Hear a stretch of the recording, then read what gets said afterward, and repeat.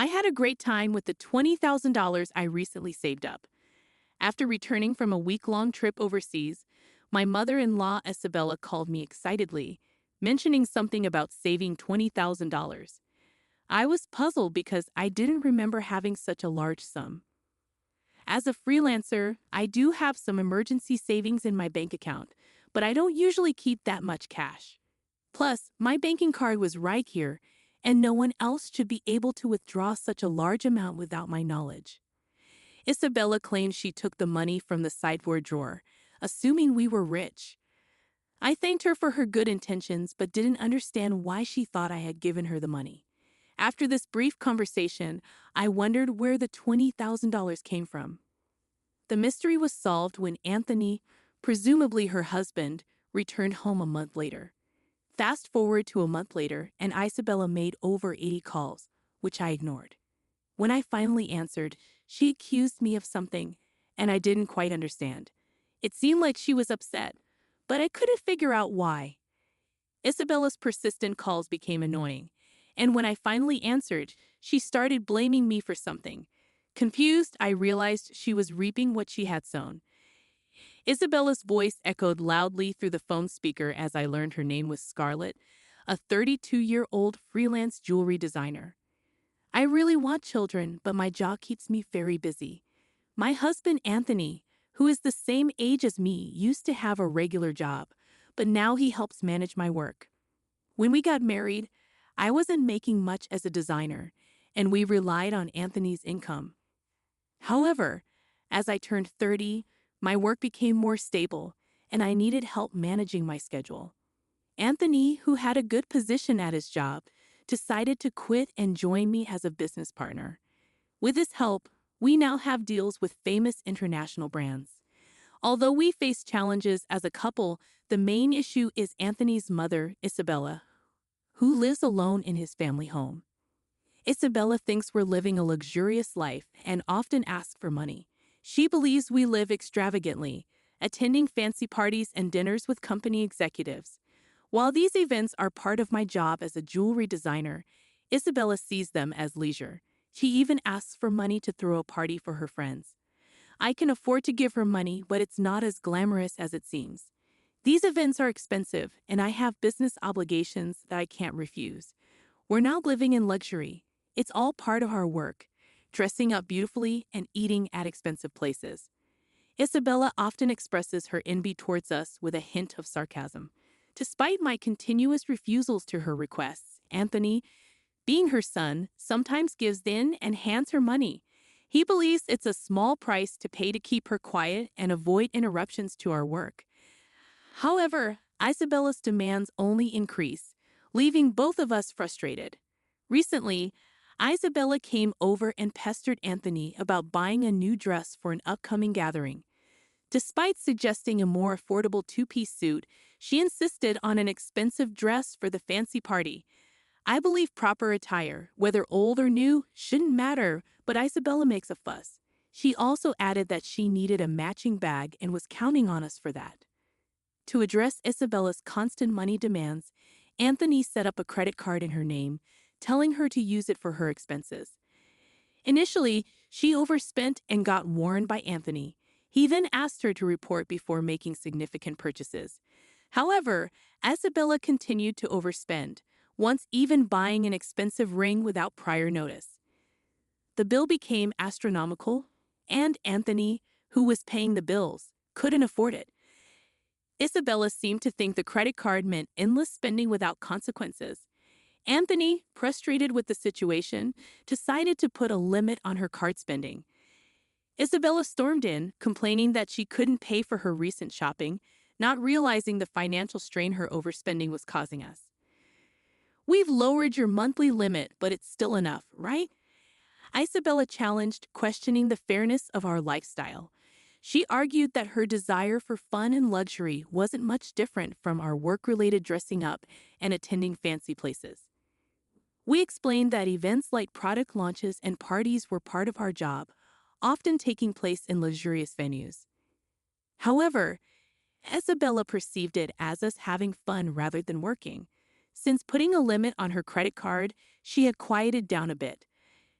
Occasionally, she would come to our house and complain to Anthony, but life went on without major issues. As the year end approached, a foreign brand approached me with a proposal to expand our business overseas. Excited about the opportunity, I saw it as a chance to join the ranks of top-tier designers. Anthony, handling things as my manager, saw it as a rare opportunity we had to take. However, there was a concern about Isabella. Given her past behavior, it was plausible that she might want to come with us. When we told her about our plans that weekend, she reacted just as we predicted. Isabella insisted we were trying to trick her and live even more lavishly overseas. Anthony tried to explain that it was for work, not leisure, but Isabella wouldn't give up, fearing we planned to move there permanently. "We'll come back after our work settles down overseas," I reassured Isabella. She seemed worried that our plans would leave her behind. Both Anthony and I were exhausted from this circular argument. We couldn't take her with us, but Anthony, worn out from convincing her, suggested paying for a week-long trip for her instead. "Really? Are you sure?" Isabella half-happily accepted, and Anthony promised to cover her flight and hotel expenses. However, the peace didn't last long. A few days later, while Anthony was busy with overseas arrangements, Isabella visited our house. "Anthony said that, but I want to shop over there too. Can you give me some money?" she requested. I asked about the card Anthony had given her, and she admitted he had taken it away, fearing she might misuse it with different currency rates overseas. I explained that I couldn't give her money without Anthony's approval. Isabella left, raising her voice, and over the New Year's, she went on a 7-day trip abroad. Upon her return, Isabella revealed an unbelievable truth. She called me excitedly, sharing her experiences and mentioning she had overspent on souvenirs. Feeling fed up, I asked about the money she claimed I had saved up for her. I had no recollection of such money, and the situation took an unexpected turn. I had some savings in my bank account for business emergencies, but Isabella couldn't possibly withdraw cash from it. Despite what she claimed, I had no memory of it. She said she found $20,000 in our house's sideboard drawer, and I was confused about why such money would be there. I couldn't imagine us keeping such a large amount of cash at home. I told Isabella that if she took money from our house without permission, it amounted to theft, even if she's family. I emphasized the seriousness of the situation, especially if Anthony had set the money aside for an important deal. There hadn't been any disruption in our business dealings or payments while Isabella was on her trip. Isabella nonchalantly admitted to using the money, saying, "I'm telling you now that I used it." I pointed out that taking someone else's money without permission is a crime and expressed my concern about her entitled reasoning. Isabella defended herself, saying, "You too live so extravagantly, so why can't I have a little of that?" Think of it as doing a favor for your parent. I found her reasoning inappropriate, considering she took money without asking. I promised to ask Anthony about the money when he got back. Isabella believed Anthony would understand, being his only mother, and claimed that $20,000 wasn't much to him. I agreed to pass along the message, still uncertain about the entire situation. I was amazed at Isabella's lack of awareness, and she ended the call by saying, "Please tell him that, thanks." Still baffled by the $20,000 in cash at home, I asked Anthony about it when he returned that night.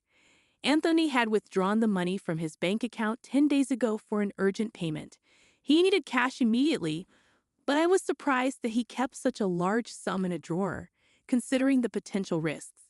Anthony, looking troubled, asked if I knew anything about it. Today, Isabella called, thanking us for the $20,000 and mentioning she had a blast with it. I didn't understand what she meant, but it turned out the money was Anthony's after all. However, we still didn't know what such a large amount was meant for. I questioned Anthony about why he had left such a large sum at home, especially when we usually did bank transfers. Anthony explained that after limiting Isabella's credit card amount, she had secretly borrowed money from various sources, including consumer finance cards and credit cards she had opened without his knowledge. When Anthony discovered this, he took all her cards and prepared the cash to repay Isabella's growing debt. Although he gave her the cash, he knew she might spend it recklessly. The situation became clearer, but the mystery of Isabella's actions remained. I planned to pay the institutions directly through bank transfers, but Anthony preferred fewer records in our bank accounts for the sake of trust with our business partners in bookkeeping.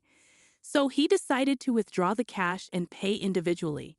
Supporting Isabella's overseas trip was like a parting gift, knowing we wouldn't be able to take care of her like before after moving abroad. As time passed, Isabella's calls to my mobile phone became frequent, almost 80 calls every day. Anthony had advised me not to bother with her, but the persistence made me concerned. One day, Isabella's voice sounded almost like a cry as she apologized for bothering me during the busy moving preparations. She explained that she was receiving payment demands almost every day, and Anthony seemed to be blocking her calls. Isabella couldn't get through to him and pleaded for my help, saying I was her only hope. I was surprised that Anthony would take such a drastic step with his own mother. If he had used the money he prepared to pay off Isabella's debts, this situation might have been avoided. Now, Isabella was inundated with collection letters from finance companies and consumer lenders, facing non-stop collections calls and seeming helpless to do anything about it. It was a scene I had only seen in dramas before. I mentioned it to Anthony, but I couldn't predict his response. Isabella pleaded for help, saying it was a son's duty to assist his mother. The call ended, and I told Anthony about it when he returned home, but he dismissed it coldly, stating that Isabella wasted the opportunity herself. Despite the continued calls from Isabella, I decided to block her number, following Anthony's lead.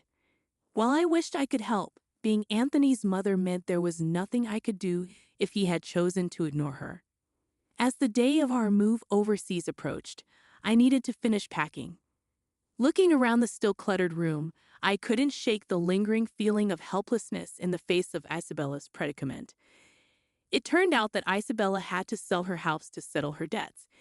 In addition to the $20,000 Anthony had intended to use for repayment, she had hidden even more debts. The amount was so substantial that even after selling her land and house, she couldn't fully clear it. The total balance was unimaginable. Our family home was gone, and Anthony, though somewhat sad, acknowledged there was nothing we could do. Losing the house where one grew up must have felt like a significant loss. Anthony, having lost his place to return to because of his living mother, must have been feeling a deep sense of loss. Isabella now lived in a cheap apartment, struggling to repay the remaining debts with her part-time job. At her age, finding work must be challenging. I felt a bit of sympathy for her. However, the consequences of her spending led to this, so she was to blame. Even for the elderly, taking responsibility for their actions is necessary.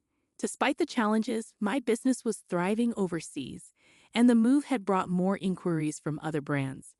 I received offers from unexpected places, something I couldn't have imagined back home. Although it was all appreciated, I was so busy that I barely had time to sleep. Anthony, too, was occupied with various tasks. At this rate, having children was still a distant thought. I pondered this as I gazed at the foreign cityscape outside.